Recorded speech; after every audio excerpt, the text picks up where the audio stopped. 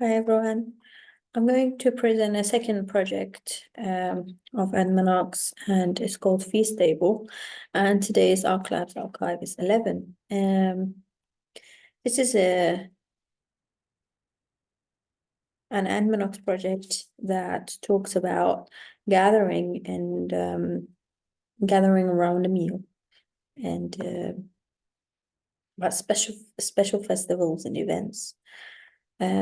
But it also discusses the idea of the issue of having small spaces, and some houses can't invite a large number of people around for a meal.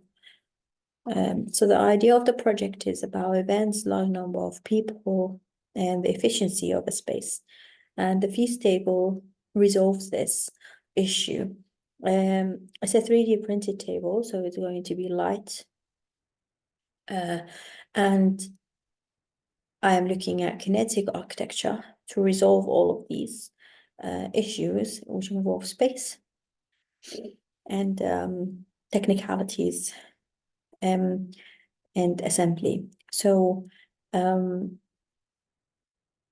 the user will be involved in assembling this table, and it should be light and easy to fold or easy to pivot, comfortable to use, and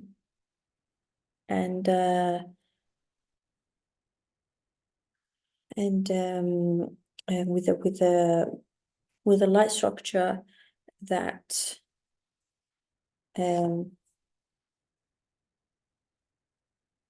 is like floating a table or a folding table within the space. These are the examples that I'm looking at. Okay, so this is still pixelated. Okay. Yeah, so as I said, I'm looking at kinetically responsive architecture, and the research question is, how can an object adapt to the residents' needs and space through physical gestures or visual expressions? And this was the first concept of the project. This was the second concept, which I am sticking with. So the project involves a human movement.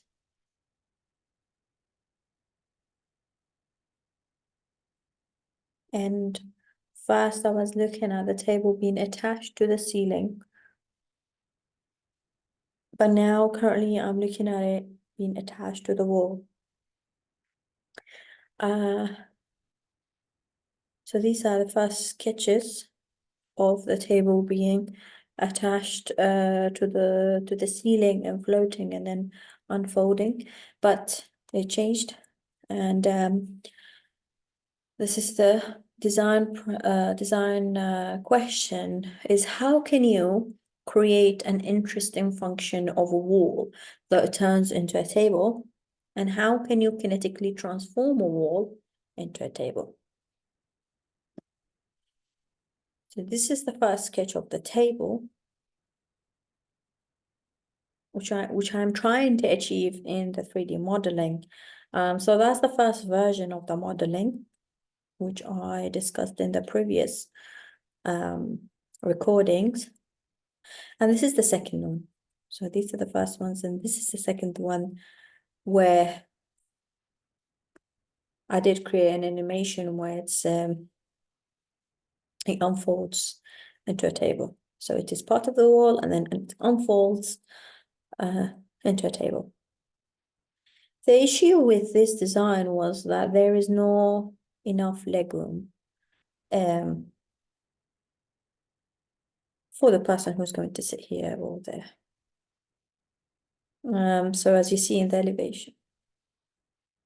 So I tried to make an opening here, which was not successful. So that was one of the trials. And then,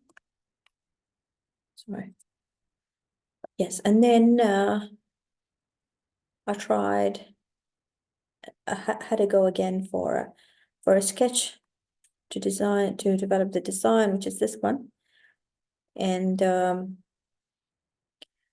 where it has openings, where it has openings from this side and this side and this side. And this was the first try on the modeling of the new version. Yes, it has openings from both sides, but this sketch is a bit different because the table looks like twisted. And that's what we discussed on Monday. So this is currently the model that I was working with.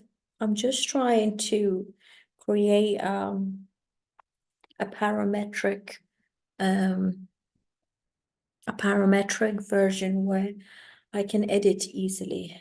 That's why it's taking a lot of time to